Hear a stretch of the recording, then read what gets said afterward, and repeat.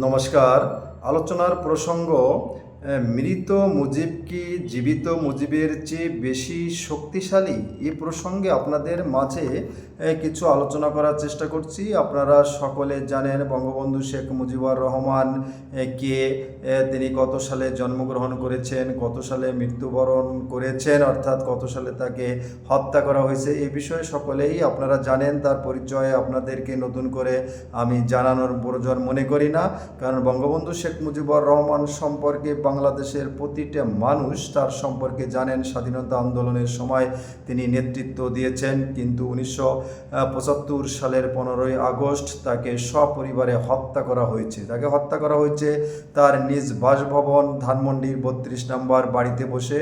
তারকে হত্যার পর 32 নম্বর বাড়িতে অর্থাৎ তার সমাধিস্থল যেখানে তৈরি করা হয়েছে, সেই 32 নম্বর স্মৃতিসৌধ হিসেবে, সমাধিসৌধ হিসেবে, বঙ্গবন্ধু সমাধিসৌধ হিসেবে বঙ্গবন্ধুকে যারা ভালোবাসে, তার আদর্শকে যারা গ্রহণ করে, তারা প্রতি বছর 15ই আগস্ট শ্রদ্ধা নিবেদন করেন, অর্থাৎ বঙ্গবন্ধুর আত্মার শান্তি কামনার জন্য শ্রদ্ধা নিবেদন করতে যান। কিন্তু এবছর শ্রদ্ধা নিবেদন করতে যেতে দেওয়া হচ্ছে না, অর্থাৎ 32 নম্বর বাড়ির সামনে বঙ্গবন্ধুর যে স্মৃতিসৌধ, বঙ্গবন্ধুর স্তম্ভ, সেখানে কিন্তু শ্রদ্ধা নিবেদন করতে আজকে যেতে দেওয়া হচ্ছে না। সেখানে পুলিশ ব্যারিকেড দিয়ে বাধা দিচ্ছে, ভিতরে যেতে দেওয়া হচ্ছে না।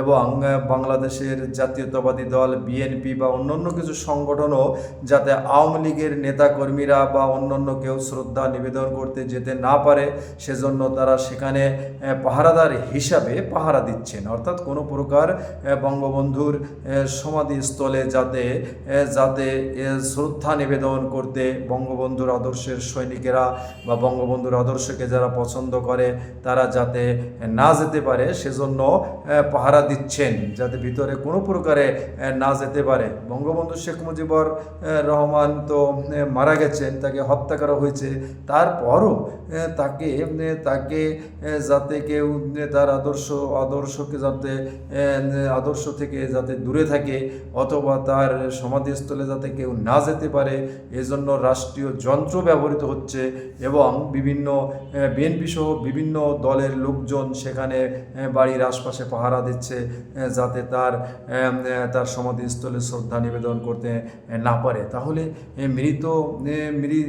মৃত মুজিব কি এতই শক্তিশালী?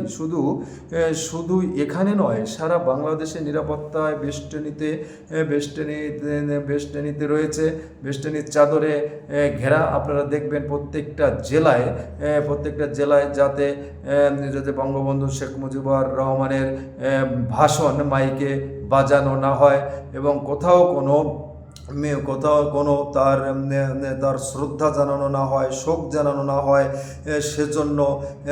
সেজন্য প্রশাসন কঠোর ব্যবস্থায় রয়েছে। প্রত্যেকটা জেলা, এমনকি থানা ইউনিয়ন পর্যায় পর্যন্ত প্রশাসন সতর্ক রয়েছে, যাতে কোথাও কেউ বঙ্গবন্ধুর আত্মার প্রতি, বঙ্গবন্ধুর প্রতি শ্রদ্ধা জানাতে না পারে। শুধু ধানমন্ডি 32 নম্বর নয়, প্রায় সারা বাংলাদেশেই।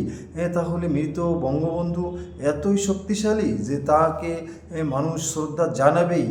আওয়ামী লীগের সমর্থক বা বিভিন্ন শ্রেণীর জনগণ যারা বঙ্গবন্ধুর আদর্শকে বিশ্বাস করে, বঙ্গবন্ধুর নেতৃত্বে 1971 সালে যারা যুদ্ধ করেছিল, পাক হানাদার বাহিনীর নির্মম অত্যাচার থেকে যারা দেশকে স্বাধীনতা এনে দিয়েছে, লাল সবুজ পতাকা এনে দিয়েছে, সে সকল মুক্তিকামী মুক্তিযোদ্ধারা যারা বঙ্গবন্ধুকে শ্রদ্ধা জানাতে চায়, যাতে শ্রদ্ধা না জানাতে পারে, সেজন্য আজকে রাষ্ট্রযন্ত্র ব্যবহৃত হচ্ছে।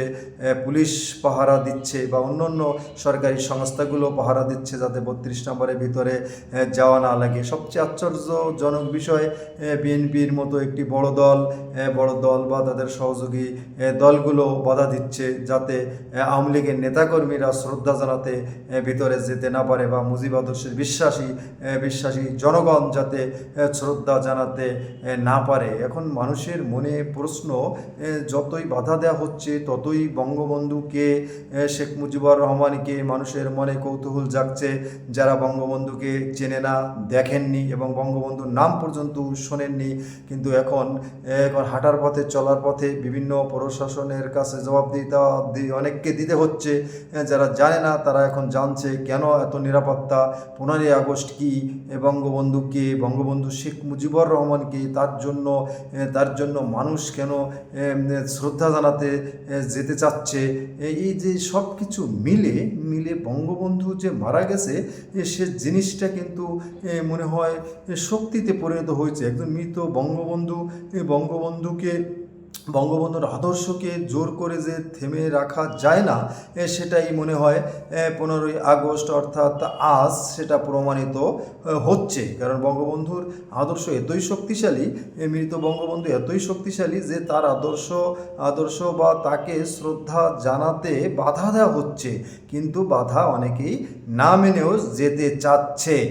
শত শত লোক যেতে চাচ্ছে সেখানে, হাজার হাজার লক্ষ লক্ষ কোটি কোটি লোক, তার আদর্শের লোক, তাকে শ্রদ্ধা জানাতে যেতে চায়। সেই 32 নম্বরে বা বিভিন্ন স্থানে বসে তারা শ্রদ্ধা জানাতে চায়। যদিও রাষ্ট্রীয় যন্ত্র দিয়ে 32 নম্বরে যেতে দেওয়া হচ্ছে না, কিন্তু মসজিদ, মন্দির, গড়, বিভিন্ন ধর্মীয়ভাবে বিভিন্ন ধর্মীয় স্থাপনার ভিতরে, অর্থাৎ যেখানে প্রেয়ার করা হয়, আরাধনা করা হয়, সেখানে কিন্তু হয়তো বঙ্গবন্ধুর আত্মার শান্তির জন্য সৃষ্টিকর্তার কাছে প্রার্থনা করবে, বা যেখানে বঙ্গবন্ধুর আদর্শের সৈনিকেরা আছে, জনগণ আছে, সেখান থেকে শোক পালন করছে, তার আত্মার শান্তি কামনা করছে, তার পরিবারের আত্মার শান্তি কামনা করছে। এটা কিন্তু জনগণ দেখতে পাচ্ছে যে জোর করে 32 নম্বরে ঢুকতে না দিলেও কিন্তু আদর্শ বা শক্তি যে কত প্রখর, কত প্রাণবন্ত, কত প্রচণ্ড আকারে এই শক্তি প্রভাবিত হচ্ছে তা কিন্তু জনগণ ইতিমধ্যে বুঝতে পারছে। এজন্যই আপনাদের মাঝে আমি তুলে ধরলাম মৃত বঙ্গবন্ধু মনে হচ্ছে জীবিত বঙ্গবন্ধুর চেয়েও শক্তিশালী। তার আদর্শ, তার রেখে যাওয়া স্মৃতি, সব কিছু মিলে আজকে দিনটা আপনাদের কেমন লাগছে? অনেকে এই শোককে শক্তিতে রূপান্তরিত করার চেষ্টা করছে। বঙ্গবন্ধুকে যারা ভালোবাসে, বঙ্গবন্ধুর আদর্শকে যারা ভালোবাসে, তারা 15ই আগস্টকে শোক দিবস হিসেবে মনে করে। জাতীয় শোক দিবসই ছিল, কিন্তু বর্তমান অন্তর্বর্তীকালীন সরকার সেটা শোক দিবস বাতিল করেছে। অর্থাৎ বর্তমান অন্তর্বর্তীকালীন সরকার 2024 সালের 8ই আগস্ট ক্ষমতা গ্রহণ করেছে। এরপর থেকে জাতীয় শোক দিবস হিসেবে 15ই আগস্টকে বাতিল করেছে, অথবা 15ই আগস্ট এখন শোক দিবস হিসেবে সরকার পালন করছে না। কিন্তু বঙ্গবন্ধুর আদর্শের সৈনিক বা জনগণ, তারা কিন্তু 15ই আগস্টকে জাতীয় শোক দিবস হিসেবে মনে করে, বা সে হিসেবে দেখছে, সেই হিসেবে শ্রদ্ধা জানানোর জন্য ছুটে যাচ্ছে বিভিন্ন জায়গায়।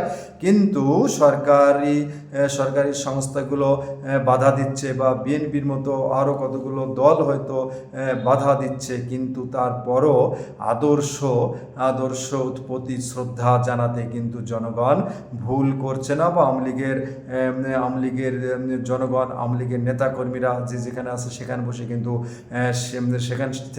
কিন্তু বঙ্গবন্ধুর প্রতি শ্রদ্ধা জানাচ্ছে। অতএব আজকে আমি এই পর্যন্তই আপনাদের মাঝে তুলে ধরলাম। আসলে বঙ্গবন্ধু সম্পর্কে আলোচনার শেষ নেই। আপনারা সকলেই জানেন, সকলেই বঙ্গবন্ধু সম্পর্কে চেনেন, তাই আমি বিস্তারিত আলোচনা না করে আবারও আপনাদের সকলের প্রতি বিনম্র শ্রদ্ধা, নমস্কার জানিয়ে শেষ করছি। সকলে ভালো থাকবেন।